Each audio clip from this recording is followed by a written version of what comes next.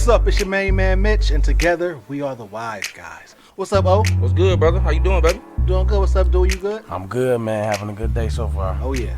Hey, we're gonna talk about fatherhood a little bit today. And then we definitely gonna continue to show support to these black businesses out here, man. And we got a new segment for y'all today, man. Y'all, let's see what it is. Okay, so let's get into fatherhood, man. Let's jump right into it. Let's speak on it. Let's speak This is on it. Father's Day weekend. Yes, it is, man. And it ain't all the hoopla like it is for Mother's Day. And I don't see nobody selling cologne and drawers on the corner right now. Nope. Well, we gonna show love to all Ain't the that a fathers, beat? man. Shout out to all the fathers, man. That's trying, still in their Yes, kids' sir. lives, doing what they gotta do. Grandfathers, uncles, some people that act, mentors, people that's father-like figures in people's lives. Exactly, man. Well, let me ask y'all this then. What does fatherhood mean to you guys? Like for me, I start off. For me, it's been everything. I mean, my daughter only 4, but when she wake up in the morning, it just brings so much joy to me.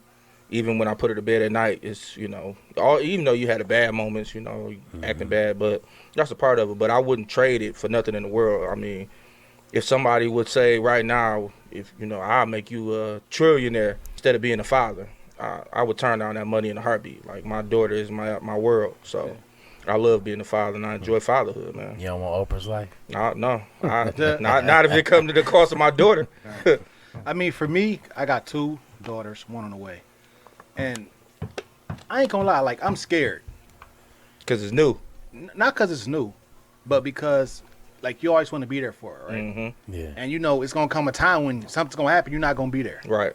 And then eventually, one day, it's gonna be on somebody else to take care of them. Her Yeah. husband, so Right. The it's vulnerability scary, right? Yeah, is really like, tough, yeah. But isn't that the essence of being a parent, though?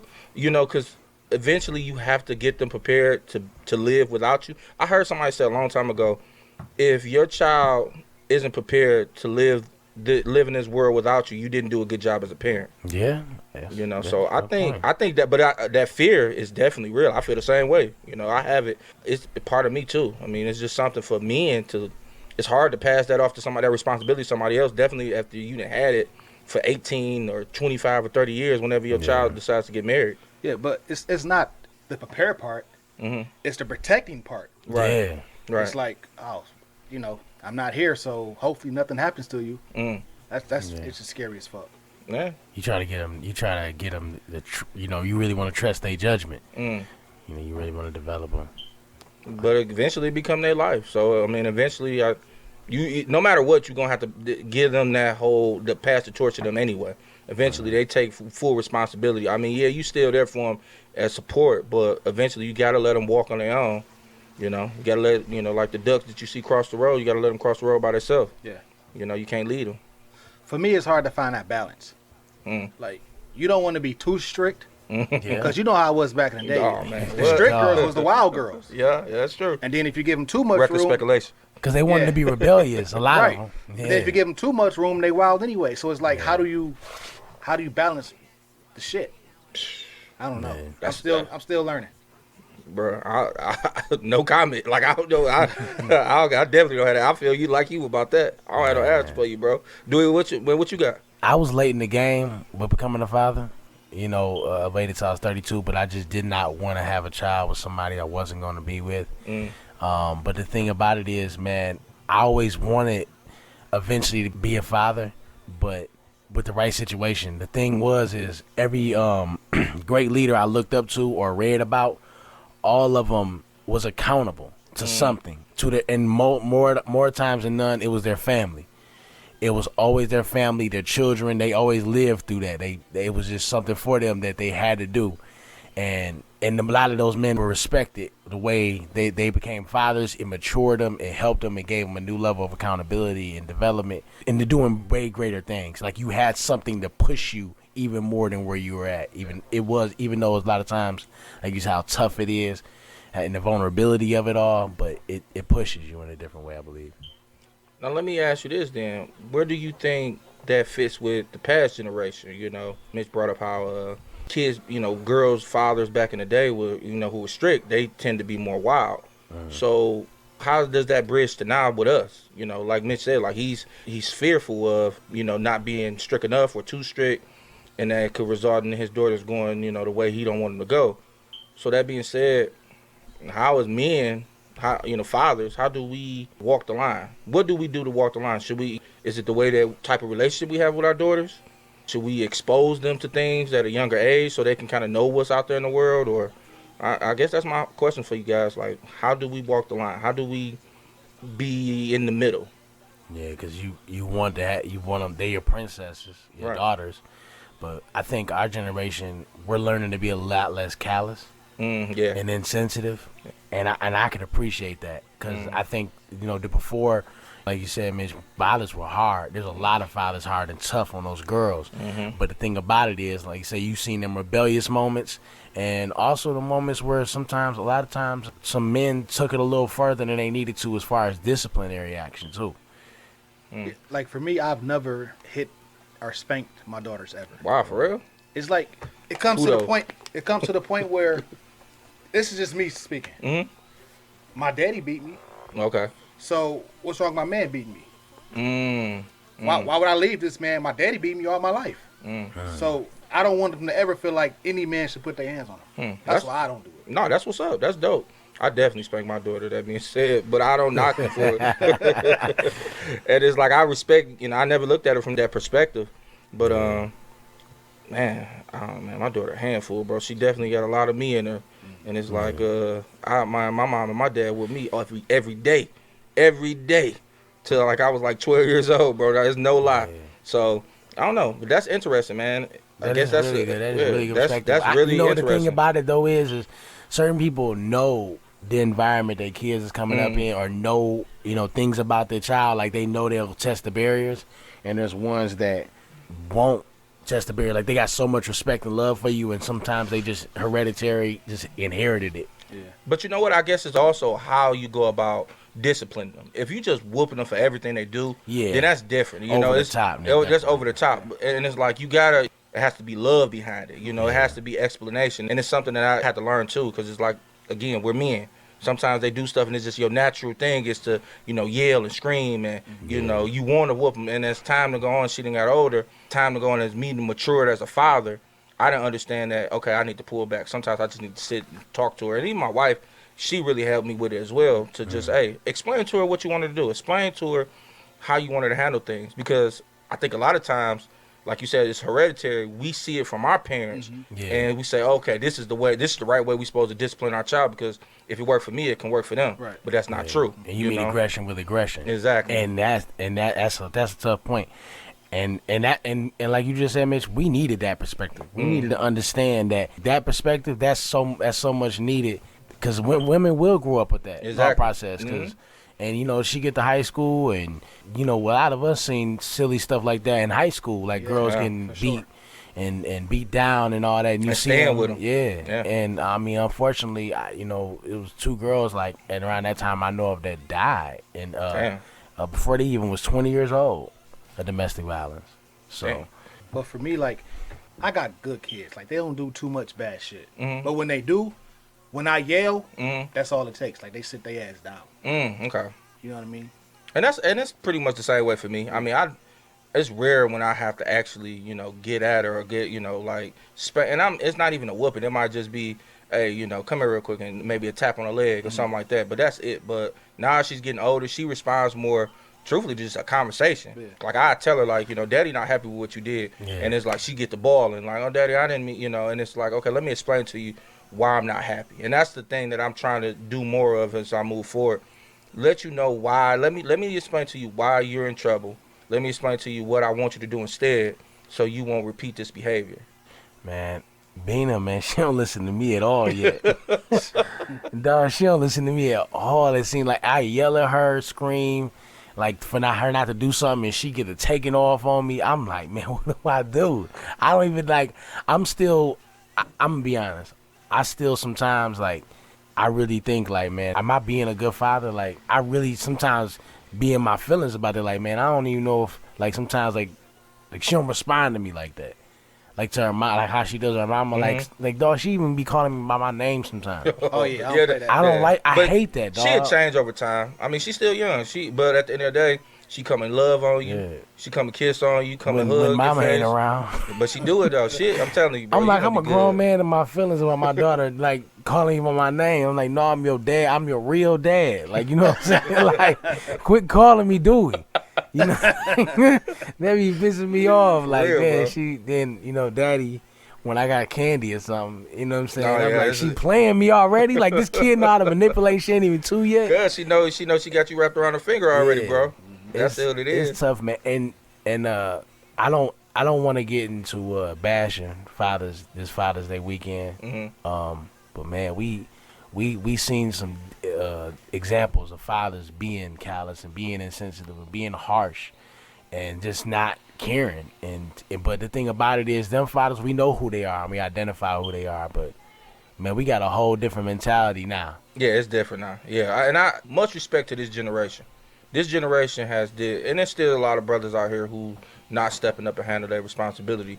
But I only can speak for our circle of people that we deal with, people we grew up with, our friends, that we are in our kids' lives. You know, even if it's a situation where they're not with the mother anymore, but they're still making that effort to be in their kids' lives, and not just to financially be in their life, which is important, but to be in their lives and what the kids are involved in, you know, and just spending time with them and being a real dad. Gotta give them time. Yeah, I'm proud to say that. Definitely got to do that. Everybody in our circle, like for real, they take care of their kids. Yeah, they do. I mean, I love that about our circle, man. We make sure we definitely we hold each other accountable. We do things with each other and with other kids, and you know what I'm saying, and understand that that's all love, man. And that's something that we definitely have to keep doing as men. Absolutely. Like black men, as we move forward and we setting up the next generation of black men coming after us, you have to hold, even though this your friend, y'all kick it, y'all do your thing. If you see your friend not doing right to his kid, not being in his kid's life, you got to check that friend, even if it means losing that relationship.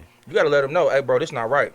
I don't care what's going on with you and that, you know, the mother, but you have to be in that kid's life. And then sometimes you have to take a loss in certain scenarios, but you need to do whatever you have to do because that kid, they can't compute what's going on between you and the mama. And sometimes, man, like for real, we don't do that enough. Like, man, hey, man, help me out. Like, because some men may not realize they doing it wrong. Like, hey, yo, don't do that. You know what I mean? Sometimes you got to do that. I'll call. You know, I don't mind saying something to one of y'all like, yo, I don't know what I'm doing wrong here at different points. And, man, that's dope when you be able to do it. Men should be able to do that. You just did it. You know what I'm saying? We on the podcast. You just, you know, laid it out that sometimes, you know, you feel like, you know, you and your daughter, you know, not on the same page. And it's, you know, what we just did is encourage you. Like, bro, we was there before. You'll be good. My daughter was the same way, you know. I'm about to start over. Right. So you be dealing with it again. All over again. Hey, bro, although this is our holiday, we all know, man, mama is law, bro, in the household. So it's no matter if it's a girl or a boy,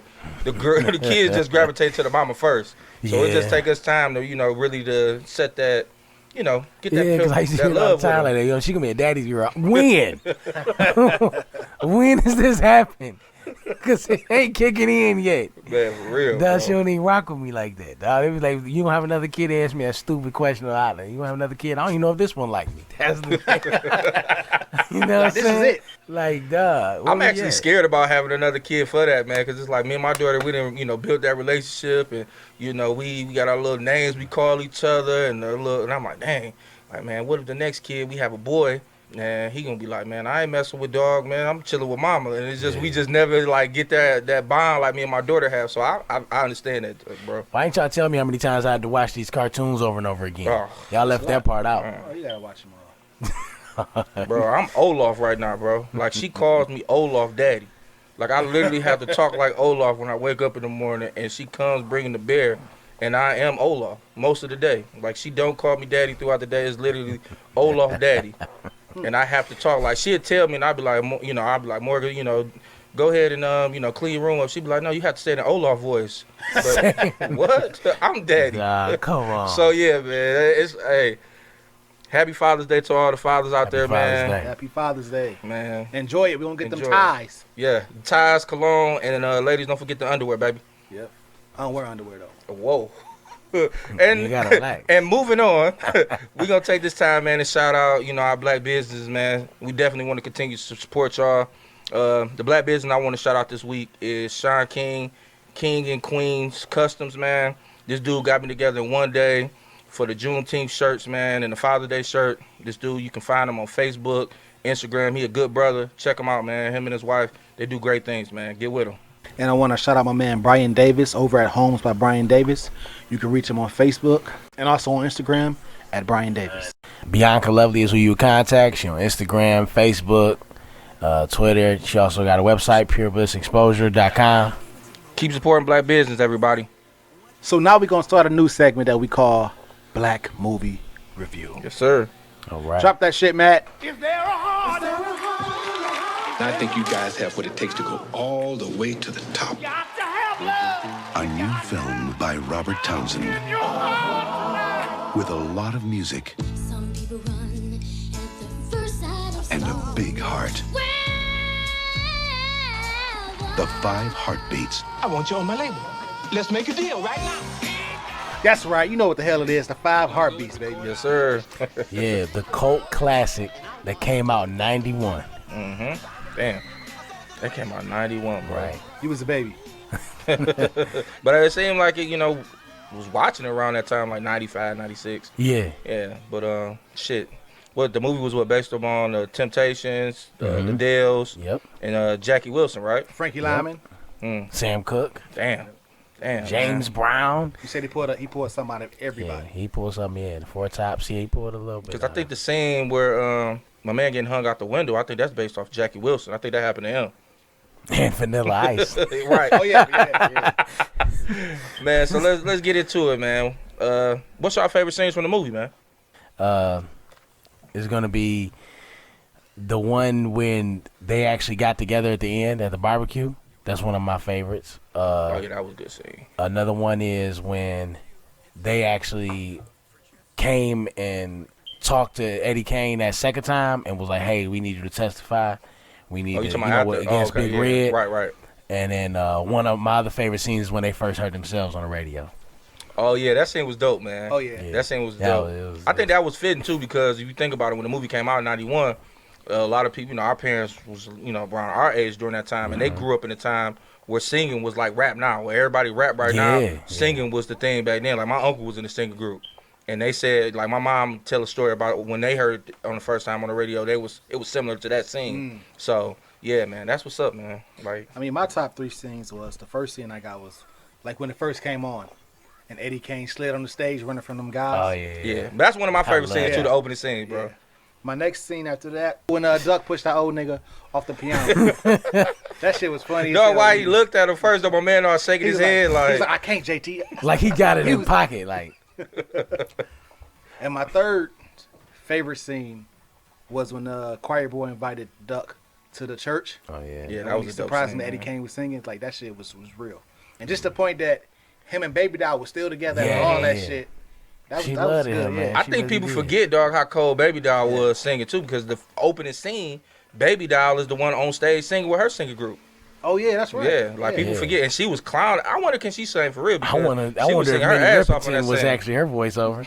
It could have been, because she was good, bro. Jeez. For real, man. Well, my favorite scenes, again, the opening scene. I just like the montage of you kind of showing how everybody coming together. You kind of getting, all right, Doug is the guy with the, he's the music guy. JT's the ladies guy. And speaking on that scene, bro, how did he have sex with that girl?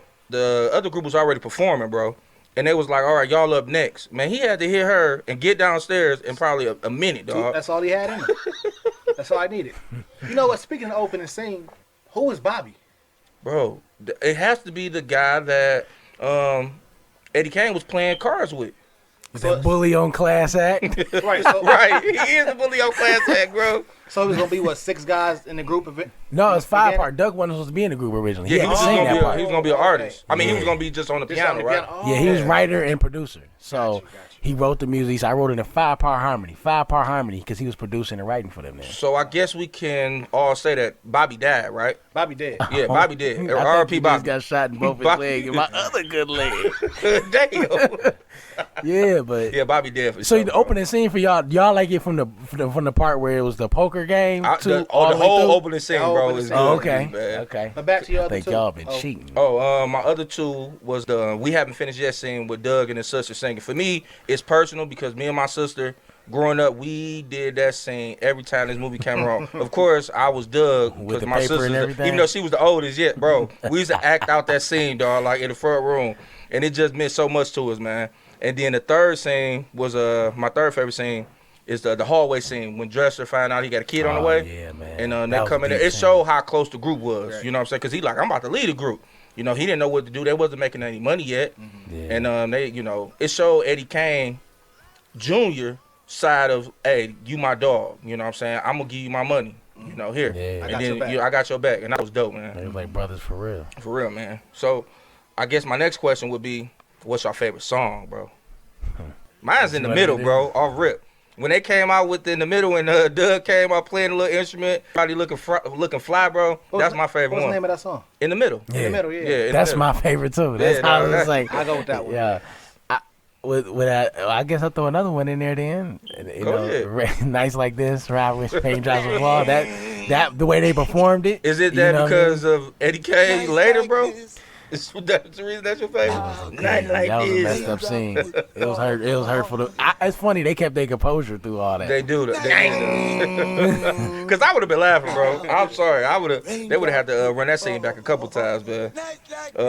My next question would be, who is your favorite group member? I think this big right here, man. For me, it was Doug. Because watching the movie again, it seemed like the movie was really based around him. Because he put the group together, he wrote the songs, and then he was the one that got married. He the one decided, like, I'm done with this group. Because he was the underdog, and they were the underdog too, if you think about it. Because when they first came out, and when they signed with Big Red, they were still like at the bottom of the little sign they had out there. Yeah. It wasn't until they first real hit until they really was like the showcase group. And that's a good point. Because the guy in the beginning played them.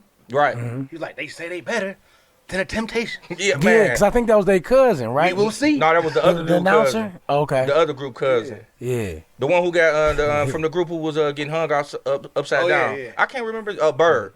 Yeah. In the midnight. Okay. In the midnight. That's actually Jadina's dad. Oh, for real? Reckless speculation. Oh, wow. Nah, man. But mine's is Choir Boy, bro. Okay. Man, Choir Boy had a hell of a like. He was first shy. Then he went from being shy to being like, okay, I'm getting the confidence. You know, he got into it with his parents about the, you know, he lost his identity, period. Yeah. When he left that Bible. Yeah, when he left the Bible, Rock. you know what I'm saying? Call me Rock. Then he low-key tried to become the lead singer over Eddie Kane, even though I know all his parts. Yeah, Eddie thinking it's Flash, and it's his own man who's trying to do it. Yeah. You know what I'm saying? Then at the end, he was really instrumental in the group breaking up because at first he thought that it was Choir Boy cheating with his wife. But come to find out, he knew that JT and them was getting together, and he never said nothing. He was speaking through Choir Boy. JT used to be. That's why Dresser was laughing like, "They let me serious." Yeah, bro. So I really like Choir Boy arc, and then like you said, based off your favorite scene, Mitch, he the one who brought them back together at the end. Yeah, he the one who sent the letter. He sent the letter. You know what I'm saying, to Doug and set everything back up. So yeah, I like Choir Boy. Who you got, Dewey? It's lonely at the top. Flash. Man, get out of here, bro. It's lonely at the top. Man, Flash is your favorite group member. You know what's funny is when he said it should be in record stores in 2 weeks. I'm like, this nigga was already recording. Oh yeah, he was a snake, bro. And while they was getting that reward, he was already on his way out. But I think he had one of the best voices. He's about his business. I liked it a lot. But from there, I'm gonna jump into the question that's on everybody's mind. Who you got between Flash and JT in that iconic scene then, bro? I have. Tell him, Mitch. JT. Man, he let JT shine. Flash. Man, what? He took that shit from Flash's Flash. voice was way better. Just in case. He took that shit, bro. JT, or Mitch, we together, bro. JT, for sure, dog. Okay. When JT went back on stage, he hit him with that little dance move, in that bro. moment, JT got his chance to shine. But he wasn't on Flash level. Man, he beat him in that moment. That's all that matters. It's one Eddie moment. Kane knew he was a threat. That's why he went at him. He like, you want to beat me. How does it feel to beat me? Right. He was high as hell saying that shit. Yeah, and then when he came, you can replace people. he was in the hallway when he came in. He's like, Eddie, you're drunk again. He knew. He was like, you ain't going to get it. Because you ain't got it. He was yelling through that double Flash, man. He was mad as hell at Flash, bro, when he see him. Man, hey, you tripping though, bro. JT in that scene all day long. I know it's a controversial thing, but whatever. Yeah, bro. I feel like that about Flash. But let me. So if y'all in that, okay, let's go into the movie, bro, a little bit. You, my man, sit next. That's your girl, dog. That they singing to. What y'all doing, man? Oh, the one that got all wet and shit. Yeah, and then you just getting up and leaving like, dog. That was his wife actually, cause she said she was married. The show's over with, cause we fight. Yeah. I'm swinging on one of them for sure. You gonna give my girl your jacket and tell her to hold it like she's holding you? Oh hell no. You gotta fight both of them off rip though. You kind of have to punch both. The girl? No, you gotta punch the dudes. You gotta punch Flash and JT. He getting his ass beat then. I mean, you might just take that L then. All right, if it's from me looking at it just from the outside looking in, first of all, dude was about skinny as hell with half his hair.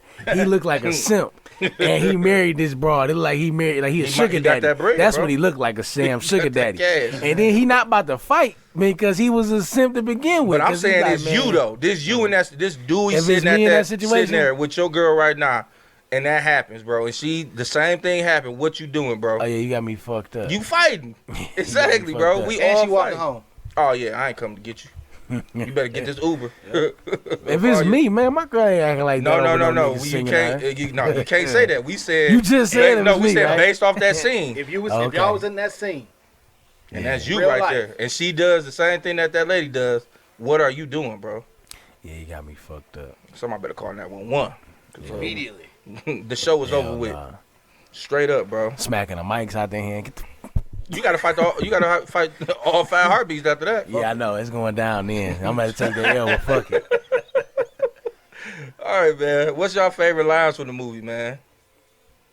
Oh, of course the business hours are 9 to 5. Yeah, that's that's a must, iconic. bro. We still say that shit to this day. Man, that scene is just like, man, that scene is so funny because, man, you just realize how much Big Red don't give a fuck, bro. He don't care who's there. He gonna do what he wanted to do, man. He was evil, bro. And Big Red was well, he came to the funeral of the nigga he had killed. Dog. And cried, bro, and went to the casket and started boo-hooing, bro. Like, he was really crying. Dog, he pulled that off. Man. He pulled that scene But you off. know what, though? That scene actually comes from the guy who played Big Red. He was a Shakespearean actor. And he got that scene from King Richard, Oh, that wow. play. And he Okay. put that in the movie himself. Oh, really? Yeah. Wow. So that him going to the scene crying and then going over to her to talk to her, I guess that's from that play. I never seen Shout it. out to but- Big Red, the original Suge Knight. Man, what? OG, triple OG. Man, one of my favorite lines is Eddie Kane when he said, I don't need an ashtray. The whole world an ashtray to Eddie Kane. What? Nah, I think my favorite line, it had to be with Sarge, and they was in there. You don't let it right. Your ass can't cash. He knew he was like, hey, look, you better be ready because I'm coming with it. But Sarge was definitely he came in over the cane. That threw me all off when I was young. Like, dog, this nigga moving like this. Man, we cannot go past another iconic scene and line from the movie when the white cop tell him, how do I know y'all a singing group? Why don't y'all sing something? Y'all say y'all He said singing, sang, bro. I'm saying something. And that, you know what? It's kind of crazy, man. Robert Thompson was before his time because for him to put that in a movie, it's definitely parallels to that shit right now with what's going on. You know what I'm saying? And it's like, it set it up so perfect. Like you said earlier, Mitch, he left his Bible, you know, when he was getting into it with his dad about, you know, being in the group. And then right after that, they jump right into, damn, they get pulled over. I'm trying to remember if that was before or after the part when they met up with It was. the Big Red. It was When after. they seen the album cover? Yep, it was after. Okay. So they was already like lit, you know what I'm saying? Because it's like, damn, y'all done put these white dudes on our album. The Four Horsemen. Dog. No, that wasn't who was on the album. It was No, just that's like later. That's who they tried to It was get on the beach. to mimic them. Oh, yeah. yeah, it was. Yeah. It didn't have shit to do with the 5 heartbeats, bro. Dresser was like, man, I think it's all right, man. His old Uncle Tom ass. He But was the was first he, one though? started singing. But was he? He was trying to play it safe, man. I don't think he was really. I think he was just Remember, trying to he play it had safe. he had a family, bro. Yeah, so he he had to needed shoot the the money. cash. He needed the money, yeah. Yeah, you know what I'm saying? He looking at it like, shit, we need this cash. But Yeah, he I had think some that's how moves, you would man. take it though from watching it back then. Like, oh, dog, you know, light skinned dude, only light skinned dude in the group. Like he on some Uncle Tom shit. Like, nah, I don't think it was that. He though. tried to get that money because he had another kid on the way. Yeah. Yeah, that's tough, man. You thinking about those times? You like, man, what would I have did in that situation? I mean, shit, we dealing with them. It's still happening today. So Not like that though. it's worse. Shit, they would have got shot today. Think so? We talking about this is set in the '60s. This was 68, 67, I believe. Yeah, I think it was like 67, 68. It was a little different. They was a lot more scared than Yeah, I mean, because you go back to that scene Jimmy and Sarge was sitting off to the side. Yeah. So the only people they was really shaking down and checking was the group members. But I don't know. Maybe that was just the way they set the scene up, though. Yeah. So another line I got is Big Red. You know, you heard it in the trailer when he like, what you want? I want you on my label. Let's make a deal. Like, he was just so, like, on it. Like, from every, you know, soon he met him, even when they hooked up, when he first met him and gave him the card, like, he was on it then. Like, hey, I want y'all on my label. Before they even asked if they had a manager or anything. So, yeah. But no, he was really on it when they started getting booed the second time they performed. Yeah. And then they brought it back. Yeah, he was watching them then. He was into it. Yeah. Like, that they ain't give up. That boy's good. Yeah. When they was in the was they in the club or the bar when Big Red was like, yeah, that's the same. No, Big Red did that, dog. He was like the perfect villain for that movie, bro. Like, you needed him, man. For sure. I think if it wasn't for him, like, the movie probably, it wouldn't be as loved as it is today. Because that 9 to 5 line is the line that, if you bring up the movie and Eddie Kane line, that's 2 lines that you probably going to go to the most. Yeah, sure. Yeah, man. And Eleanor. He all hit it in French when he first met her, tried to kiss. She pulled her hand back the first time they met. She knew he was cut. Mm-hmm. But Jimmy knew him. He's like, I'm going to talk about the old bootleg warehouses. Jimmy knew him. They knew how he was cut, and I think she did too. I don't trust him. What y'all think about when Doug, like, you know, Doug was trying to get on, you know, well, basically he was writing poetry to his wife, right? And, well, his supposed to be wife, right? And when he went back after the song got on the radio to show itself, and you know what I'm saying, he went to the door and she kind of played him in, and then later on, when that song with Gold, she came on the scene, you know, to their party and was like, hey, you.